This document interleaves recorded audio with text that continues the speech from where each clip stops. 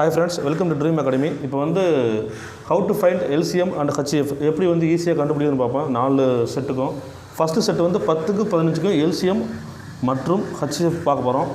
எப்போவுமே எல்சிஎம் கண்டுபிடிக்கணும் அப்படின்னா பெரிய நம்பர் எடுத்துங்க. அந்த பெரிய நம்பர் வந்து அதுக்கு இருக்க, அதாவது அதுக்கு 100 நம்பரோட வகுப்பட்டுச்சுன்னா அதான் எல்சிஎம். ஸோ 15 வந்து 10ஆல் அடிக்க முடியாது. அடுத்து என்ன பண்ணிங்கன்னா இதை டபுள் ஆக்கணும். 15 டபுள் ஆக்கினா என்ன கிடைக்கும் அப்போ எனக்கு அப்படின்னா 30. ஸோ 30 வந்து 10ஆல் அடிப்படுமானா அடிப்படும். ஸோ இதுக்கு வந்து எல்சிஎம் என்னன்னா 30.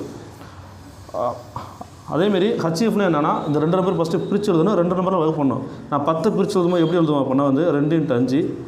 15 பிரித்து எழுதும்போது எப்படி எழுதுவோம்னா 3 × 5. 2க்கு காமனாக இருக்கிற நம்பர் ப்ளஸ் அதிகமாக வந்துச்சுன்னா 2க்கு காமனாக இருக்கிற நம்பர் என்னென்னா 5. ஸோ இதுக்கு ஹச்சிஎஃப் வந்து என்னென்னா 5. அதேமாரி இதுக்கு பார்ப்போம்.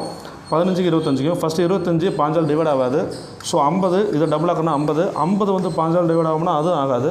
ஸோ மறுபடியும் என்ன பண்ணால் இன்னும் அடுத்த நம்பரால் பெருக்கணும். ஃபஸ்ட்டு 1ஆல் பெருக்காச்சு, அடுத்து 2ஆலையும் பெருக்காச்சு, அடுத்து 3ஆல் பெருக்கிறோம். 25 3 75.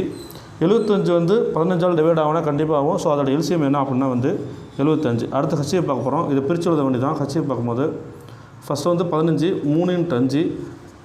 இதை எப்படி பிரித்து எழுதலாம் அப்படின்னா வந்து 5 × 5. ஸோ 2க்கு காமனாக நம்பர் என்னன்னா 5 5. ஸோ இதோட ஹச்சிஎஃப் எவ்வளோ அப்படின்னா வந்து 5 தான். அடுத்த நம்பர் வந்து 5, 7. 5 7 ரெண்டுமே வந்து பிரேம் நம்பராக இருக்குது. ஸோ என்ன பண்ணலாம் அப்படின்னா வந்து 2 நம்பருமே அப்படியே பிரிக்கலாம்.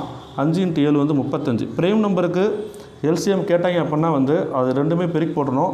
ஹச்சிஎஃப் கேட்டாங்கன்னா அப்படி வந்து அதுக்கு வந்து என்ன அப்படின்னா வந்து 1 தான். அடுத்து 30 60.